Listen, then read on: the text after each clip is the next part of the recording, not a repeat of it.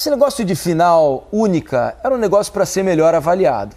Vejam vocês, o Fortaleza terá uma viagem de mais ou menos 4.800 quilômetros para sair do Nordeste do Brasil, atravessar o país todo, ir até o Uruguai, uma cidade que não é a capital do Uruguai, não é fácil o acesso, para ir a Maldonado jogar a final da Sul-Americana contra o LDU, que é de Quito, longe a beça, né? São duas torcidas que vão ter muita dificuldade para fazer essa viagem. Eu sou moda antiga.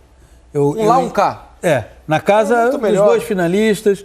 Eu entendo, absolutamente lotados, eu entendo que estádios cheios, rendas altíssimas. Há várias questões de organização praticadas pelo futebol na Europa que elas são muito bem-vindas para que apliquemos aqui também.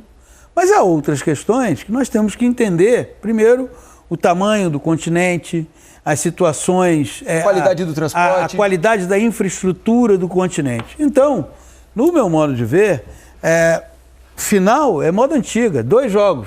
Os 2 times que se classificaram. Esses 2 times, um faz o que teve a melhor campanha, decide em casa. E o outro que não fez a melhor campanha disputa a sua primeira partida em casa. É um castigo para o torcedor do Fortaleza, né? Veja só, o torcedor que foi tão fiel ao longo de toda a temporada, que encheu o Castelão, né, ao longo das partidas do Fortaleza, agora vai ser obrigado a viajar 4.800 quilômetros, aquele cara que tem dinheiro, né? Porque na situação normal do nosso país, não é qualquer um, são poucos aqueles que têm dinheiro e têm a condição de... Para poucos. Exatamente, de fazer essa viagem, de arcar com os custos dessa viagem lá da capital do Ceará para o Uruguai. Então, vejam só, as 60 mil pessoas que vão ao Castelão habitualmente se transformarão em talvez, porque a capacidade do estádio também não é muito grande, é para 20, 25 mil pessoas lá em Maldonado. É acanhado o estádio. Vão se dividir metade para 12 mil pessoas talvez, se a gente conseguir ter 12 mil pessoas lá do Fortaleza, mais 12 mil pessoas da LDU, lembrando que já tivemos finais recentes aí, o São Paulo mesmo, não jogou com o estádio lotado na final sul-americana. A Sul-Americana. Independente Del Valle. Contra o Independiente Del Valle. Tivemos a final entre Bragantino que foi lá em Montevidéu, no Uruguai, no Centenário. Sim. Falta o adversário do Bragantino aqui, que também não tivemos longe de estádio por isso que eu digo que o modelo Atlético Paranaense. O modelo antigo seria o melhor modelo, na minha visão, para você fazer com que as torcidas fossem contempladas. A grande diferença é o seguinte, cara, querem transformar a Libertadores numa Champions League. E não é e nem vai ser. Não Porque todo o torcedor de qualquer clube europeu, dos grandes que chegam nas finais, você tem torcedor no mundo todo. E esse ano, no caso da Libertadores, você vai ter uma feliz coincidência, que é o fato de que você tem 3 times brasileiros envolvidos e um time argentino. Então, você pode ter uma final de 2 brasileiros ou pode ter um brasileiro e um time argentino. E a final no Maracanã. O time, para vir de Buenos Aires para o Rio, não é tão complicado. Agora, isso é uma exceção, porque você vai ter que ficar rodando de sede, e como há hoje, na Libertadores e também na Sul-Americana, um predomínio das equipes brasileiras, elas estão assiduamente nas finais ou semifinais, você aí precisaria repensar isso. Por isso que eu acho que aquele modelo de 2 jogos, também gosto ele seria muito mais... Seria mais justo. Sim, o Edmundo Seven aqui na nossa hashtag Troca de Passes manda: pô, Felipe, isso foi programado bem antes, né? A final do Uruguai. É verdade, Edmundo, mas o jogo primeiro era em Montevidéu, depois passou a Maldonado. Agora é uma questão de, talvez haver um bom senso para as próximas edições. Essa não dá para mudar, infelizmente. Não, essa não. Mas para as próximas edições, se repensar isso.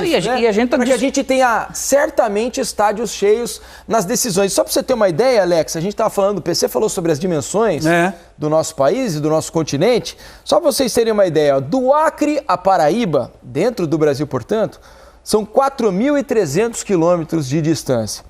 De Lisboa, que fica bem no oeste europeu, para Moscou, na Rússia, são 3.900. Ou seja, a distância do Acre a Paraíba é maior do que Lisboa a Moscou na Europa, extremos na Europa. Então vejam que é um país bem mais complicado. Dimensões continentais, eu acho que poderia ser, mas não creio que vai ser. Acho que esse modelo vai vigorar. Não, também não creio outra. Por que escolher, de repente, também um estádio de 20, 25 mil pessoas? Eu não consigo entender. Eu acho que para exatamente evitar a vexame que foi a final entre Atlético Paranaense e Bragantino, que foi no Centenário de Montevidéu, um estádio enorme, e estava muito vazio. Tinham 3. O jogo estava muito vazio, né? A final da Sul-Americana daquele ano. Eles colocaram um pouco mais distante, então né, vai ficar mais difícil. É complicado. Enfim, o que importa é que o Fortaleza está lá com muito mérito. Merecidamente. Olha, se eu tivesse que eleger um jogador para dizer que foi o craque do jogo, eu diria... Vou dizer 2 aqui, aí vocês me ajudam para saber se eu estou falando alguma bobagem. Mas eu achei que Caio Alexandre e Pikachu jogaram muita bola, não pensei. O Caio Alexandre ele tem um entendimento da posição do jogador de meio Ele é um campo. jogador revelado no Botafogo. Do Botafogo ele foi para o futebol nos Estados Unidos e voltou para o Fortaleza. E no Fortaleza é um jogador que você percebe que como meio-campista evolui cada vez mais. Pikachu entrou no jogo hoje, até porque o Marinho estava com um problema no ligamento do joelho, mas é utilizado com frequência, escalado com frequência pelo Vojvoda. É outro jogador que no Fortaleza passou a jogar numa linha mais adiantada, aqui no Vasco às vezes fazia o papel de ala, lateral direito, mas no Fortaleza... Desde o Rogério, né? Ele começou a colocar exatamente, já passou. Inteligentemente. E eu acrescentaria e daria uma menção honrosa ao Tinga, que é o autor do segundo gol. 4 anos de Fortaleza, e talvez o Tinga seja o exemplo mais bem acabado desse sucesso do Fortaleza, porque ele pegou o Fortaleza no seu processo de construção, vai agora com a camisa do Fortaleza disputar a primeira final internacional, e ele simboliza essa solidez que o Fortaleza construiu, que o faz disputar Libertadores constantemente, que o faz ter segurança no trabalho do técnico. A gente não pode esquecer que ano passado, o primeiro turno inteiro do Campeonato Brasileiro, zona do rebaixamento. Fortaleza foi o último colocado. E o Fortaleza chega agora a uma final de Sul-Americana dirigido pelo mesmo técnico que no primeiro turno do ano passado estava em último lugar. E terminou o Campeonato Brasileiro do ano passado já por uma vaga na pré-Libertadores. Então é um clube que hoje, ele não é mais aquele clube, será que o Fortaleza vai cair? Não, ele é primeira página de tabela e andar de cima de tabela o tempo todo. O que você achou de Caio Alexandre, Alex? Você como um ótimo meio-campista que foi... claro que a posição é um pouco diferente, você jogar um pouco mais à frente do Caio Alexandre ali, o Caio Alexandre é mais um 8, você era mais um 10. Mas ele tem um entendimento do que é o jogo, em todas as suas fases, que é de chamar atenção, né? O time do Fortaleza ele tem muito equilíbrio, né, cara? E você falou todos que você falar que vai ter um destaque, só que essa dupla de volante, o Zé Wellison com ele... O que o Zé Wellison faz de trabalho também, o que esses dois têm de domínio desse espaço, cara, é impressionante. O Tinga, ele estava entrando no campo, a gente até comentou, né? Falou, caraca, que jogador, né? E joga de zagueiro, joga de lateral. O que é o legal do Caio? Que foi até o que aconteceu, se a gente for colocar, no Palmeiras com o Zé Rafael. É um jogador muito técnico, é um jogador que se você joga num tripé, ele vai ser um 8, se ele pode ser o primeiro. A gente fala de segundo e terceiro, eu joguei bastante tempo aqui também do lado esquerdo, né? Só que esses dois, independe de quem é o primeiro ou é o segundo, só que a condição deles marcarem, jogarem, finalizarem, articularem... Meio-campista, né? É um meio-campista que a gente fala moderno. Por que moderno? É um campista, né? Não é nem moderno ou antigo, é o bom. Né? Se for ver, o que é moderno? A palavra correta é bom. Senão nós vamos falar que o Gerson era antigo, não podemos, né, PC? Então, esse entendimento de jogo é o que diferencia o jogador de futebol. Ele tem a qualidade, né? E, ao mesmo tempo, essa ocupação de espaço dele foi o que causou também problema, porque, imagina, o Renato Augusto tem que acompanhar uma intensidade, o movimento dele. Então, ele realmente dá um toque, junto com o Zé Wellison, de equilíbrio para defender e atacar nesse time, que é impressionante. É óbvio que eles têm muita ajuda do Pikachu, do Pochettino, do Guilherme, ou qualquer um que jogue nessas funções. O treino, aí que está o detalhe, né? A gente fala assim... Ele tem tempo de trabalho, mas por que nem todos dão tempo? Porque nem todos são bons como ele é. E o bom como ele é treinador, não é só treinador no campo, é treinador de convívio. O treinador de jogo... Estabelece a relação de confiança. Ele tem que se reinventar. Você quer ver uma coisa interessante? O jogo de hoje, o Fortaleza se classificou, o Fortaleza foi dominante, terminou com o Thiago Galhardo no banco. E eu não me esqueço de uma história... que o Thiago Galhardo, quando o Fortaleza contratou o Marinho, isso foi publicado, Thiago Galhardo, conversando, falou assim, não, disse pro Marinho, falou assim, aqui o homem troca o tempo inteiro. Não é para ficar bicudinho, fazer coisa e tal. E aí teve um jogo do Fortaleza contra o Internacional, no Beira-Rio, que o Fortaleza venceu por 1-0, e o Vojvoda substituiu o Marinho. Quando o Marinho saiu de campo, ele deu um bico num copinho d'água, aquela cena clássica de jogador insatisfeito com a substituição. Pois bem, terminou o jogo, daqui a pouco o Marinho foi às redes sociais para dizer, olha, não era que eu estava com raiva, coisa e tal, porque ali tem uma conexão com o técnico que um jogador chega para o outro e diz, cara, não adianta querer peitar o cara trabalha assim, mas o cara é leal, é honesto. Ele, quando está fazendo, ele não persegue, coisa e tal. Então você tem, o Pikachu, o Caio Alexandre, hoje o Guilherme, que é o artilheiro do Fortaleza na Copa Sul-Americana, nem sempre no Campeonato Brasileiro é titular. Uhum. Ele faz essas variações. E mesmo quando o Fortaleza não está disputando 2 competições, ele já costuma mexer no time, outro detalhe. Ele não é um cara que segue com a mesma formação. Até porque o mais importante, Felipe, Alex, quem nos acompanha, o mais importante é a ideia estar bem definida. A escalação que você vai botar a campo, ela pode variar. O que não pode variar é a ideia central de jogo. Mas sabe o que é interessante falar sobre isso? Você estava falando sobre ficar mais ou menos satisfeito. O Pikachu é um exemplo disso. Quanto tempo ele ficou de fora, mais sendo reserva?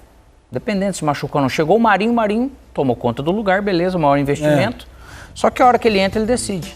Seja no segundo tempo ou como hoje. Aí o que acontece? Se o Tinga ele precisa realmente, o Pikachu ele tá para cá.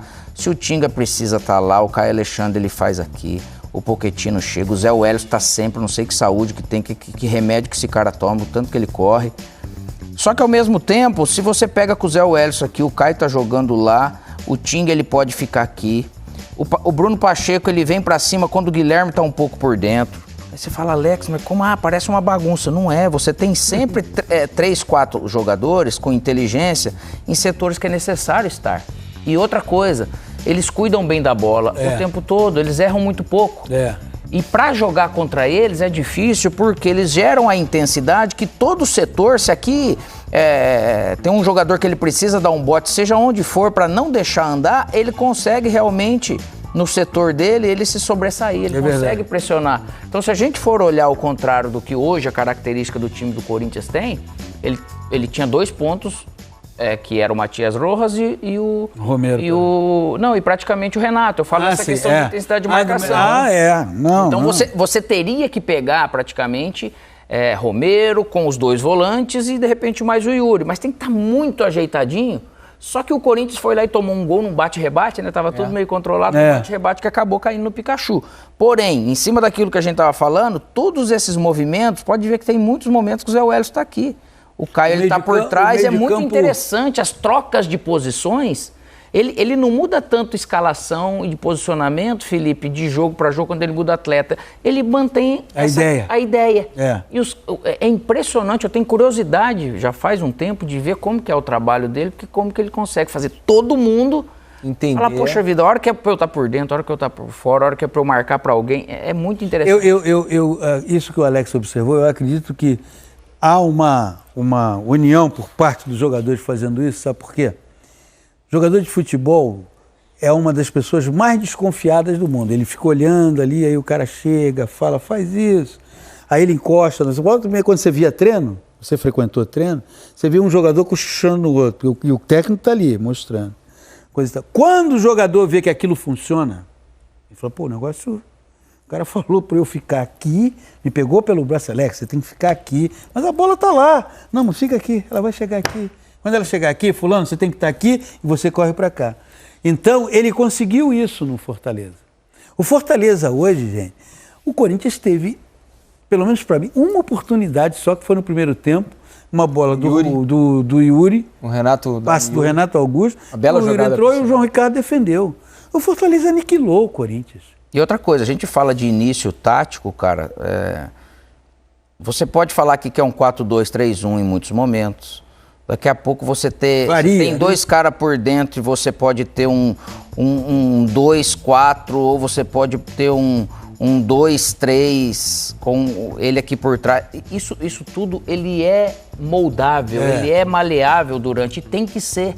Porque como que eu vou escapar de marcação se eu não consigo naturalmente, se eu vou ficar entregue praticamente num robô. Só que isso tem que ser feito coordenado.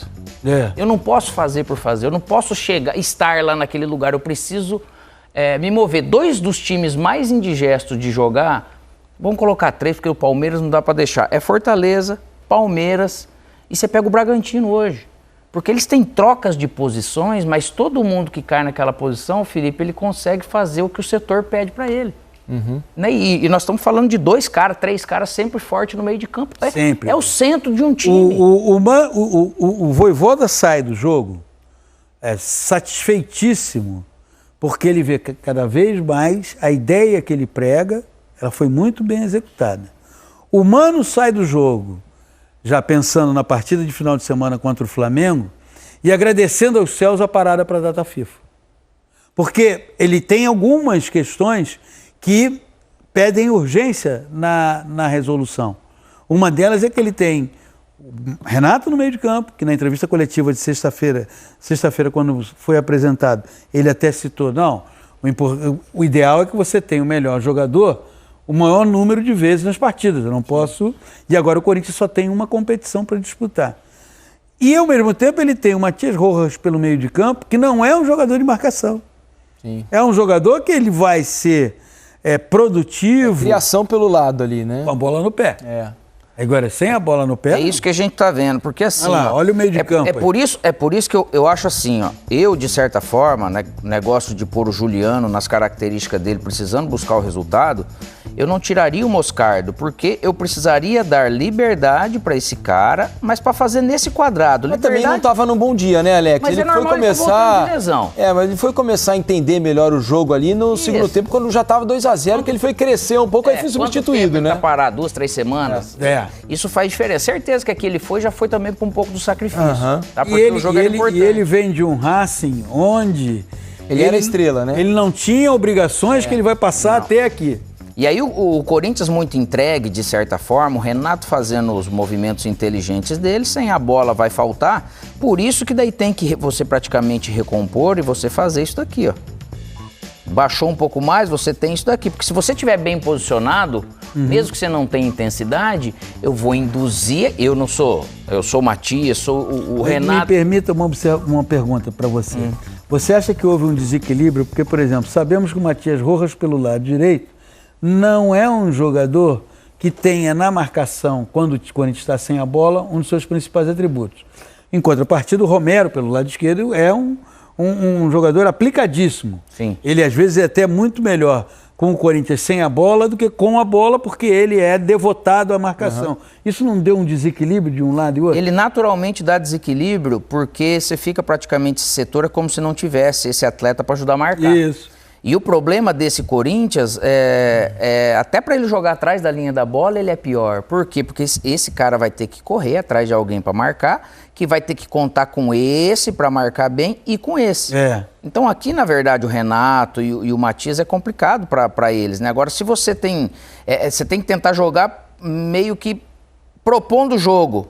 Ah, Alex, mas é fácil falar daí. O Corinthians não faz isso, né? Não consegue fazer, entendeu? Pegou algo que não consegue. O Fagner aqui teria que ser esse cara, porque o Fagner aqui, ó, a gente fala às vezes da idade. O Fagner ele tem todas as características, tem força, ele tem potência, ele é diferente como lateral, tá? Ele tem enfrentado lesões, naturalmente a idade fica, você tem que pagar alguns preços. Não, e ele é um dos poucos laterais na acepção da palavra, porque ele sabe marcar e sabe apoiar. Mas daí você concorda que aqui eu posso ter esse trio com o Fagner para poder dar um descanso pro Matias, só que o Corinthians teria que manter um pouco mais a bola. Para isso eu preciso de um pouco de movimento. E aí não tem. Só que o Yuri ele tá vivendo um momento que ele não consegue reter a bola. Hoje, eu acho que já hoje chegou... teve mais 2 oportunidades bem claras. Aquela que a gente citou, né? No primeiro tempo, uma bela trama, a bola sai lá de trás, vem no Moscardo, vai no Renato dá no Yuri, ele perde o tempo para bater, ele perde um pouco de ângulo, bate meio torto. Me pareceu até que a estratégia do Mano no primeiro tempo, que deve tê-lo deixado satisfeito porque terminou 0-0, era: vamos marcar. Se aparecer uma oportunidade e a gente tiver precisão... 0-0 ia dar certo, porque a melhor chance do primeiro tempo, embora o Fortaleza tenha tido mais volume... Amassou ali. A melhor chance foi essa do Yuri Alberto. Se ele tivesse feito gol, o jogo poderia ter outra cara. E depois, quando já estava 2-0 no final do jogo... Em 11 minutos o Fortaleza fez 2-0. O Yuri teve mais uma chance numa bola escorada de peito para ele, bola jogada na área, não me lembro quem escora de peito, acho que o Veríssimo. Escora de peito, ele bate meio de voleio da marca do pênalti na mão do goleiro. Uma bola que ele controla, dá o voleio na mão do goleiro. Ou seja, a fase não está ajudando também, porque... Acho que a temporada dele está muito abaixo. Se na estratégia do Mano Herói, a hora que a gente conseguir dar uma ou duas espetadas lá, se a gente conseguir fazer o gol, né, o meio caminho tá andado. O problema é que as espetadas o Corinthians teve, só que não conseguiu fazer o gol. Teve um lance no primeiro tempo também, que o Maicon dá um lançamento pro Romero, que ele entra na área pelo lado esquerdo, ele podia ter batido de canhota com boa clareza do gol, ele perde a passada, dá uma adiantada na bola e fica sem ângulo. E essa precisão o Fortaleza teve no segundo tempo. E acho que o Fortaleza decidiu o jogo em 11 minutos. Tem mais qualidade o Fortaleza hoje. Mas ele qualidade técnica para decidir os jogos. Coletividade.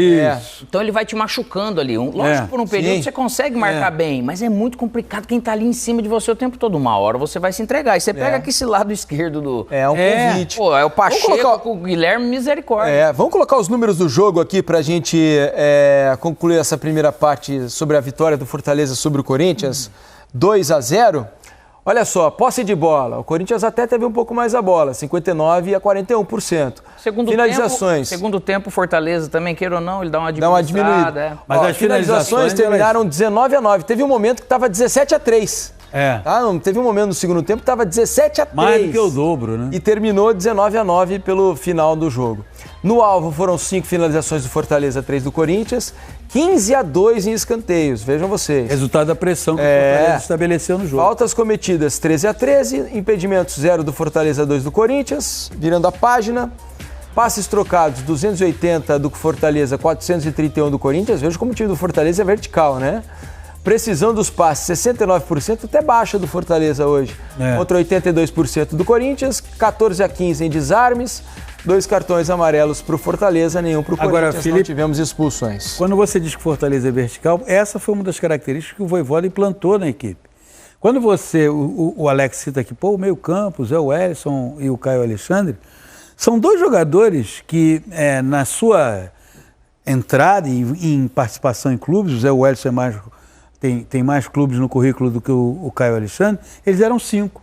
5 de tocar para o lado, tocar para trás e dar carrinho. Toca para o lado, dá para trás e dá carrinho. Toca para o lado, para trás. Eles saíram dessas notas. Você vê hoje um jogador como o Zé Wellison que no segundo tempo estava entrando pelo lado direito e jogando a bola à frente, até caiu de mau jeito. Você vê o Caio Alexandre infiltrando o tempo inteiro. Agora, isso é trabalho do técnico. É trabalho do técnico falar assim, eu não quero você tocando. Não é que seja proibido tocar para o lado ou tocar para trás.